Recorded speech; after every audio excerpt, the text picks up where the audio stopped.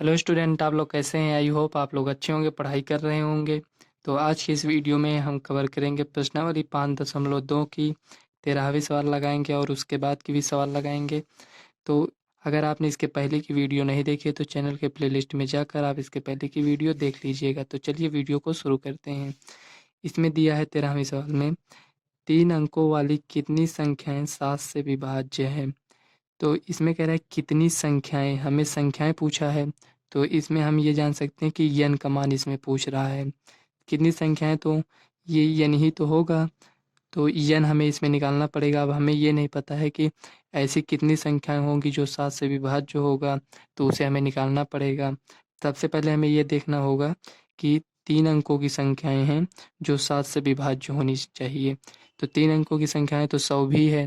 क्या 100 7 से विभाज्य होगा? नहीं होगा। तो इसी तरह हम चेक करेंगे कि 7 से जो विभाज्य हो 3 अंकों की संख्या, हमें वही संख्या लेनी है। तो चलिए इसको हम सॉल्व कर लेते हैं। तो फ्रेंड्स, 13 नंबर की सवाल इसमें हमने नोट कर लिया है। इसमें दिया है 3 अंकों वाली कितनी संख्याएं 7 से विभाज्य हैं। तो सबसे पहले हम यहाँ चेक करेंगे कि 3 अंकों वाली संख्याएं ऐसी कौन सी हैं जो 7 से विभाज्य होंगी। तो क्या हम सभी संख्याओं को चेक करेंगे? नहीं। तो चलिए यहाँ हम सॉल्व कर लेते हैं। पहले थोड़ा आप समझ लीजिए। देखिए, 3 अंकों की संख्या हम किसको कहते हैं? तो जैसे ये लिखा है आपके पास 90, 9। तो ये तो 1 अंकों की संख्या हो गई। इसमें देखो वंस टेंस है, इकाई दहाई, तो ये 2 अंकों की संख्या हो गई। 99, इसमें भी देखिए 2 अंक है, तो ये 2 अंकों की संख्या हो गई। इससे अगर एक ज़्यादा लेंगे तो 100, देखिए 100, ये 3 अंकों की संख्या हो गई। और इसी तरह अगर हम देखते चले जाएं 101, 102, 103, तो इसी तरह हम 999 तक जा सकते हैं। इसके बाद जाएंगे तो वो 1000 हो जाएगा, जो 4 अंकों की संख्या हो जाएगी। तो यहाँ हमें ये पता चलता है कि 100 से लेकर हम 99 तक जा सकते हैं। लेकिन क्या ये 100 होगा और 999 भी होगा? ऐसा नहीं है। इसमें अगर ये कहा होता कि 100 से लेकर 999 तक में कितनी संख्याएं हैं, ऐसे कुछ कर क्वेश्चन दिया होता, तो जैसे इसमें 100 और 999, तो इसमें कितनी संख्याएं हैं ऐसे पूछा होता तो हम इसको लेते। लेकिन इसमें हमें एक कंडीशन दिया है कि मतलब ये जो 3 अंकों की संख्या है, हमें ऐसी संख्याएं लेनी है जो 7 से विभाज्य होनी चाहिए। हमें सभी संख्याएं इसमें से नहीं लेनी है। जो 7 से विभाज्य हो, हमें वही केवल संख्या लेनी है। तो देखिए 100 क्या 7 से विभाज्य है? यहाँ चेक करते हैं। 100 हमें कैसे पता चलेगा ये पूरी तरह से विभाज्य नहीं? यहाँ शेषफल शून्य आना चाहिए। अगर नहीं आएगा तो ये 7 से विभाज्य नहीं होगा। तो 7 से इसमें भाग देंगे तो 7 एक नम 7, 10 में 7 गया 3, 0 ये हो गया। 7 चौक 28, भाग देना तो आप लोगों को आता ही होगा। तो 30 में से 28 गया कितना है? 2। अब देखिए यहाँ पर शेष फल हमें मिल गया। हमें पॉइंट में नहीं ले जाना है, हमें ऐसे ही चेक करना है। तो देखिए ये जो 100 है इसमें शेष फल 2 आ गया। अगर इसमें हम ऐसी कोई और संख्या जोड़ दें, जैसे 2, 3, 4 है, इसमें कौन सी संख्या जोड़ दें इसमें कि ये पूरा पूरा भाग चला जाए? तो इसमें ये 2 बच गया। अगर इसमें हम 5 को और ऐड कर देते हैं तो ये कितना बन जाएगा? 7 बन जाएगा। तो इसमें ये जो 100 है हमारे पास, अगर इसमें हम 5 को ऐड कर देते हैं, 5 ऐड करने के बाद हम इसमें 5 ही क्यों ऐड किए हैं? इसलिए ऐड किए हैं कि देखो 5 में अगर 2 जोड़ देंगे तो यहाँ 7 हो जाएगा, तो एक बार में ये भाग चला जाएगा, इसीलिए हम इसमें 5 को ऐड किए हैं। तो यहाँ हम 105 लेकर देखते हैं। यहाँ 5 ऐड इसलिए किए, देखिए 100 में से हमें 5 ये कम पड़ रहा है इसमें, इसलिए शेषफल बच रहा था। हो सकता है नहीं बचता अगर इसमें 5 और ऐड कर देते तो। उसी को हम चेक करने यहाँ जा रहे हैं। देखिए 7 एक का नम 7, 10 में 7 या 3, यहाँ क्या है 5। अब 7 5 35। देखिए यहाँ हमें क्या मिला? ये मिला हमें कि यहाँ जो संख्या है ये पूरा शेषफल इसमें 0 आ गया है। तो ये जो 7 से मतलब ना तो 101 कटेगा, ना 102, 103, 104 भी नहीं कटेगा। तो हमें वो संख्या मिली है 105। इसी में अगर हम 7 7 ऐड करते जाएंगे तो वो संख्याएं 7 से विभाज्य होती जाएंगी। जैसे 105 है, इसमें 7 ऐड करेंगे तो 112 हो जाएगा। तो जो 112 होगा वो भी संख्या 7 से विभाज्य होगी। तो उसी को हमको यहाँ एपी के रूप में लिखना है पहले। तो यहाँ हम लिखेंगे अतः, सबसे पहले यहाँ लिख लीजिए हल। लिखेंगे 7 से विभाज्य होने वाली संख्याएं।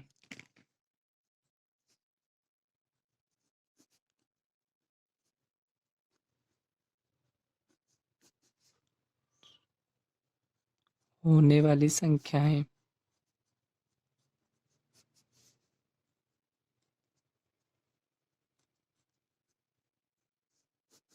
अब देखिए यहाँ पर हमारे पास क्या मिला था, 105 जो 7 से विभाज्य है। तो 3 अंकों की संख्या है, सबसे छोटी संख्या ये 105 मिली है जो कि 7 से विभाज्य है। तो यहाँ लिखेंगे 105। एक प्रकार से हमें इसको एपी बनाना है 105। इसमें 7 ऐड करेंगे तो 105 में 7 को ऐड करेंगे तो 112 हो जाएगा। सॉरी 112। इसमें 7 ऐड करेंगे तो 119। इसी तरह ऐड करते जाएंगे। अब यहाँ देखेंगे 999। यहाँ जो 999 है उसे हम चेक करेंगे। तो देखिए 999 को क्यों चेक करेंगे, क्योंकि ये भी तो 3 अंकों की संख्या है।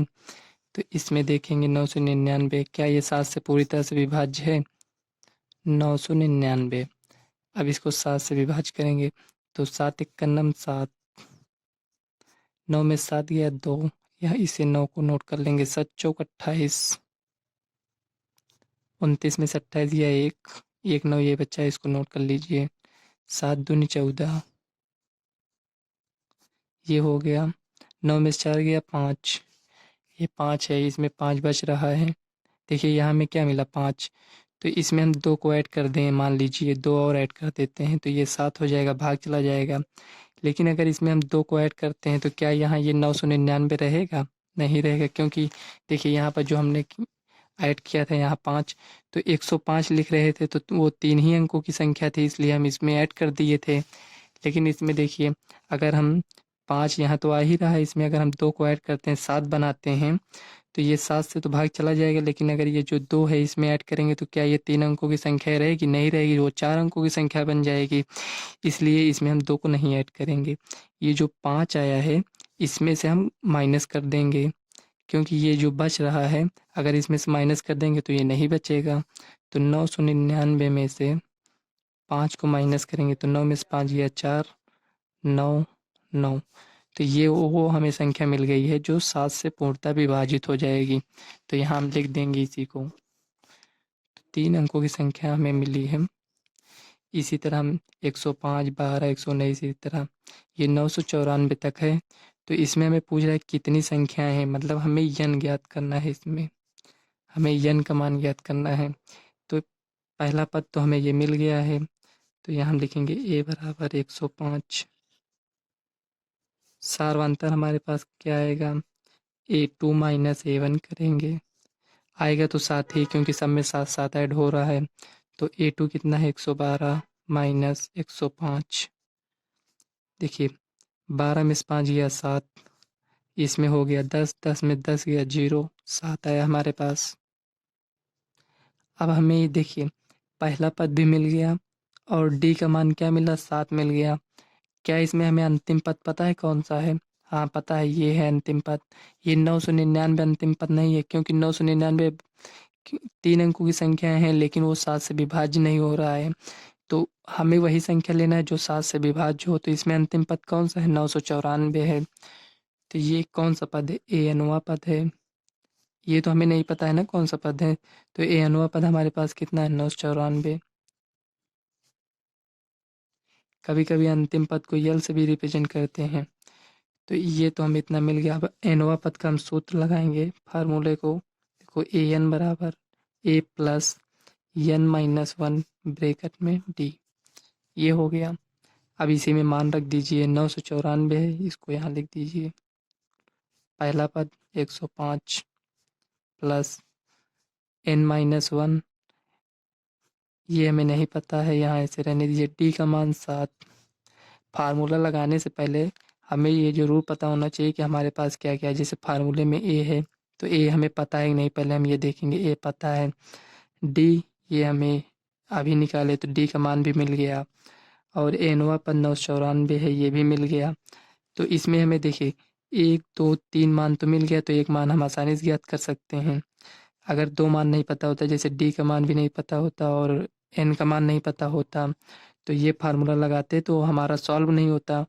तो इसमें देखिए डी का मान ये हमारे पास है, तो ये एन का मान हम निकाल लेंगे। अगर डी का मान नहीं पता होता तो हम इसमें से निकालते इसको, जैसे इसको ये निकाल लेंगे। इसी को आप सॉल्व कर लीजिए, आपको एन का मान मिल जाएगा। तो चलिए इसको सॉल्व कर लेते हैं। 994 minus 105 equal to n-1 bracket में 7। इसमें हम गुणा क्यों नहीं करते हैं? गुणा इसलिए नहीं करते हैं क्योंकि इसमें अगर गुणा करेंगे और इसमें भी गुणा करेंगे तो वैसे भी हमको करना वही है। ये 7n हो जाएगा, उसके बाद पक्षांतर कर हमें बट्टे में लाना पड़ेगा, तो इसलिए नहीं करते हैं। अगर आप गुणा कर देंगे दोनों में तो और थोड़ी लंबी सवाल हो जाएगी, इसलिए नहीं करते हैं। तो इसमें से इसको माइनस करेंगे तो 14 में से 5 गया 9, ये हो गया। अब यहाँ 8 बचा, 9 में से 1 गया 8। अब देखिए ये गुणे में है तो इधर आएगा, बट्टे में हो जाएगा n-1। तो इसको हम काटेंगे, देखिए 7 एक नम 7, यहाँ 18 हो गया, 7 दूनी 14, 18 में से 14 जगह 4 बचेगा तो ये 49 हो गया, 7×7 = 49। तो यहाँ हमारे पास n-1 इक्वल टू 127 ये मिल गया। अब देखिए ये जो -1 है इसको इधर ले जाएंगे तो n equal to 127 + 1 equal to 128। तो यहाँ लिखेंगे n इक्वल टू 128। यही आपका फाइनल आंसर हो जाएगा। यही n का मान हमें ज्ञात करना था। n का मान हमें कैसे ज्ञात करना था? तो इसमें ये पूछ रहा था, जैसे 105 1 हो गया, 112 2, 119 3, इसी तरह 4 5 6 ऐसे काउंट करते चले जाएंगे तो हमें ऐसी संख्या मिलेगी, 128 ऐसी संख्याएं मिलेगी जो 3 अंकों की संख्या होंगी जो 7 से विभाज्य होंगी। तो यही आपका फाइनल आंसर हो गया। तो चलिए नेक्स्ट सवाल देख लेते हैं। तो फ्रेंड्स यहाँ देखिए, इसमें दिया है 10 और 250 के बीच में 4 के कितने गुणज हैं। तो हमें यही देखना है, 10 और 250 के बीच में ही हमें देखना है 4 के कितने गुणज हैं। जैसे इसमें दिया था इसके पहले वाले सवाल में 7 से विभाज्य हैं, उसी तरह हमें इसमें देखना है 4 के कितने गुणज हैं। तो जो 13 वाली जैसे सवाल थे उसी प्रकार ये भी है, तो उसी तरह चलिए इसको हम सॉल्व कर लेते हैं। तो ये देखिए 14 नंबर की सवाल हमने नोट कर लिया है, 10 और 250 के बीच 4 के कितने गुणज हैं। तो इसके पहले जैसे हमने सॉल्व किया था उसी तरह इसको भी सॉल्व कर लेंगे। तो यहाँ लिखेंगे हल। देखिए 10 तो 4 का गुणज है नहीं, तो 11 भी नहीं है, लेकिन 12 है। तो इसमें यहाँ लिखेंगे AP। एक प्रकार से हमें AP प्राप्त करना है, तो पहले AP प्राप्त करेंगे तो 12 हो गया, इसमें 4 ऐड करेंगे तो हमारे पास 16 आएगा, 16 में 4 ऐड करेंगे तो 20। इसी तरह ये ऐसे चलता जाएगा। अब देखिए क्या ये 250 4 से विभाज्य है? 4 का गुणज है, तो यहाँ चेक कर लीजिए 250/4। अब देखिए 4 छंग 24, यहाँ 10 हुआ तो 4 दूनी 8, तो 10 में से 8 गया 2, देखिए 2 हमारे पास बच गया, ये 2 ज़्यादा है तो यहाँ हम 250 में से 2 को माइनस कर देंगे, क्योंकि इसके बीच में हमें देखना नहीं तो इसमें हम जोड़ देते 252 हो जाता। लेकिन उसमें कह रहा था 3 अंकों की संख्या है, लेकिन इसमें ये कुछ नहीं कहा है 3 अंकों की संख्या है, सिर्फ कहा है 10 और 250 के बीच में। तो यहाँ हम 252 तो नहीं कर सकते, लेकिन इससे कम तो कर सकते हैं। तो इसमें से 2 को हम ऐड करेंगे, 2 को माइनस करेंगे। क्यों करेंगे? क्योंकि अगर इसमें हम ऐड कर देते हैं तो 4 से भले ही विभाज्य हो जाएगा, लेकिन अगर ये 252 हो जाएगा जो कि इसके और इसके बीच में नहीं होगा, इसलिए इसमें 250 में से 2 को माइनस करेंगे तो आएगा हमारे पास 248। ये हो गया। अब इसमें इसमें भी ये पूछ रहा है कितनी संख्याएं, जैसे हम इसके पहले वाली सवाल में n का मान ज्ञात किए थे उसमें उसी तरह इसमें भी हमें ज्ञात करना है।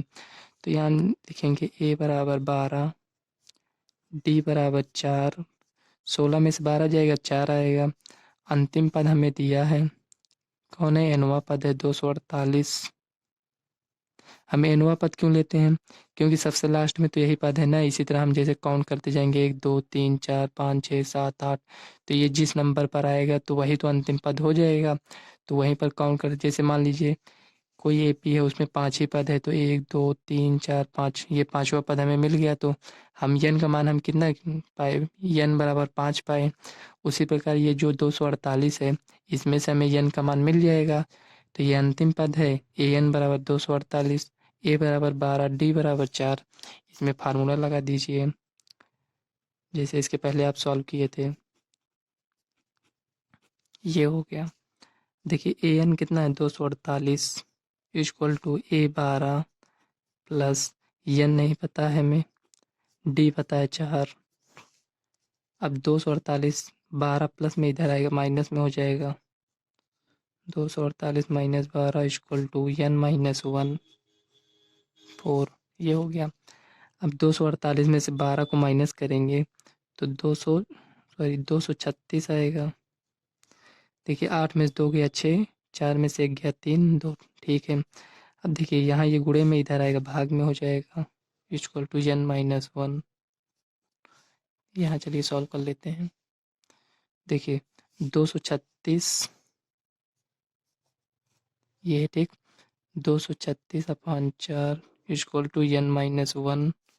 अब इसको 4 से 4 पंचे 20, ये हो गया 3 6 मतलब 36 हो गया। तो 4 9 36, तो n माइनस 1 इक्वल टू 59, ये हो गया। अब n बराबर माइनस में उधर जाएगा, प्लस में हो जाएगा, तो 59 प्लस 1, तो n बराबर 60 आ गया हमारे पास। यही आपका फाइनल आंसर हो जाएगा।